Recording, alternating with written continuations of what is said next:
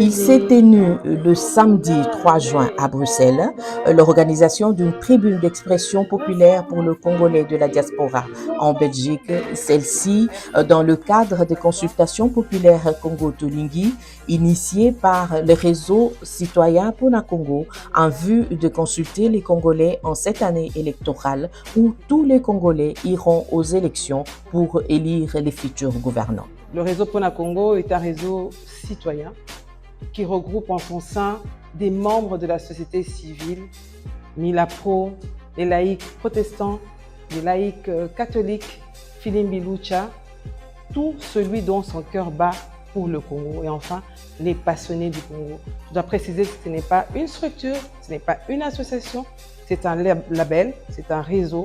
Vous êtes Congolais, vous aimez ce pays-là, vous pouvez être membre de Pona Congo. Le but de ces consultations est de recueillir les préoccupations, les défis, les attentes et priorités des citoyens congolais afin de bâtir un contrat social entre le futur gouvernant et la population.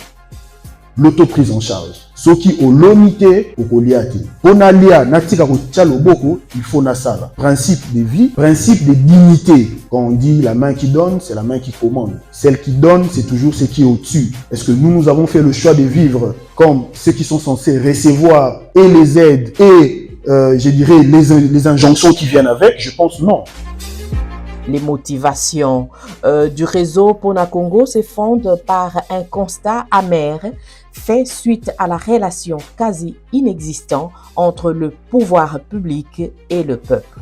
Nous avons remarqué qu'il y a un décalage entre les dirigeants et les acteurs politiques vis-à-vis des défis et des priorités des Congolais. Aujourd'hui, l'apport de Philippe dans cette initiative est celui de mettre les Congolais ensemble, vraiment autour d'une table. Appeler les Congolaises et les Congolais à une prise en charge sur les questions électorales. La mobilisation dans la conscientisation des Congolais pour justement contribuer à cette œuvre de protection de notre démocratie, de l'engagement citoyen, de la lutte contre la violence, de la corruption, mais aussi surtout les antivaleurs qui rongent et qui tirent encore notre société vers le bas aujourd'hui. Créer avec eux un contrat social qui vont répondre nos préoccupations, nos défis et enfin nos priorités. Qui deviendra finalement pour nous un radar, mais surtout des exigences envers tous les politiciens qui prétendront vouloir gouverner notre destin. Ils nous ont été pour imposer des projets de société des candidats, mais enfin cette fois-ci, nous consultons nous-mêmes. Au-delà des questions qui nous divisent, au-delà des clivages idéologiques et politiques, vraiment à ressortir les attentes, les défis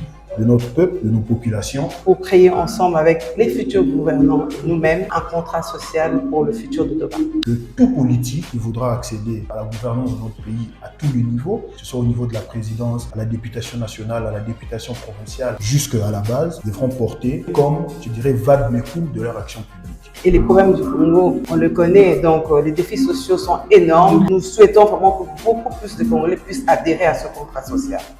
Il y a bien un décalage en termes de réalité et des réelles attentes de la population face aux actions que mène le pouvoir public.